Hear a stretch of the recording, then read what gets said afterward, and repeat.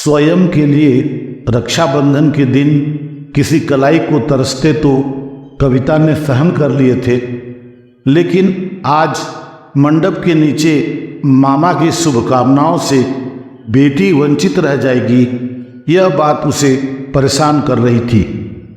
तभी कुछ अनूठा हुआ। प्यारे दोस्तों, नमस्कार।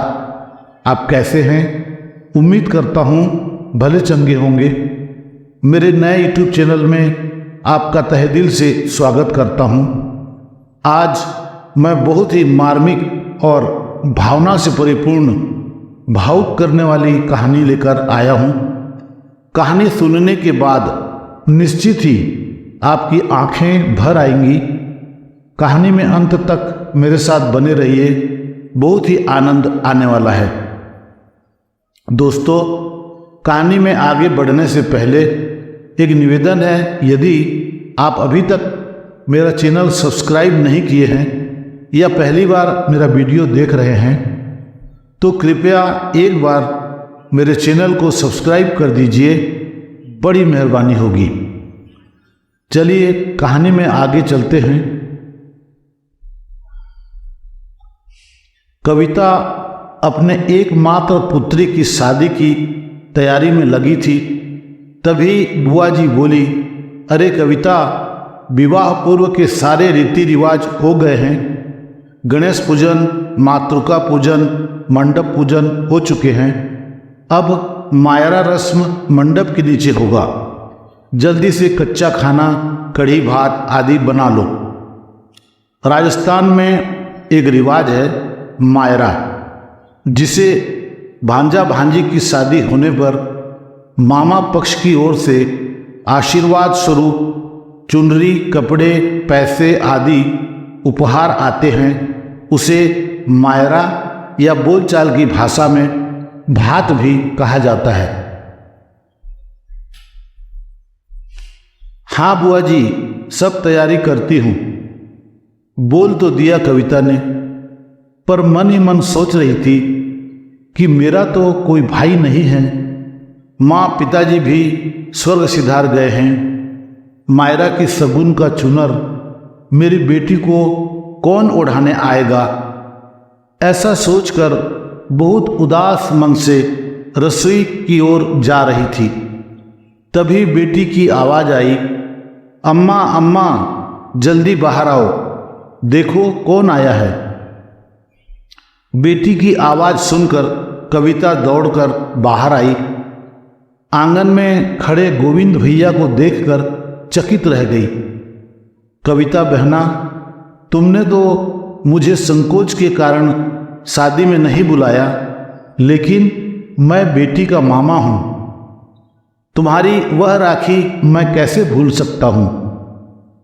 कविता के सामने बचपन का वह चित्र चलचित्र की भांति घूमने लगा। जब वह घर में राखी की थाली सजाए बैठी थी, उसका कोई भाई नहीं था, पर वो माँ से जिद कर रही थी कि वह भी राखी बांधेगी। सावन का सगुन दे दो की आवाज़ के साथ उसे जोर जोर से शंख बजने की आवाज़ आई तो वह दौड़कर दरवाजे पर गई। हमारा कोई भाई नहीं है, हम सगुन नहीं देंगे। यह कहकर कविता दरवाज़ा बंद कर रही थी। इतने में बड़े प्यार से गोविंद जी बोले, तो बेटा मुझे ही राखी बांध दो। कविता ने झटपट बिना सोचे गोविंद जी को राखी बांध दी। जब तक माँ बाहर आती तब तक वह आशीर्वाद दे रहे थे, बेटा खुश रहो, दूधो नहाओ, पूतो फलो। आशीर्वाद इनका खाली नहीं जाता। माँ ऐसा सोचकर कुछ नहीं बोली। उस दिन उन्होंने सगुन लिया नहीं, वरन कविता को दिया। इतने सालों के बाद बात आई गई हो गई।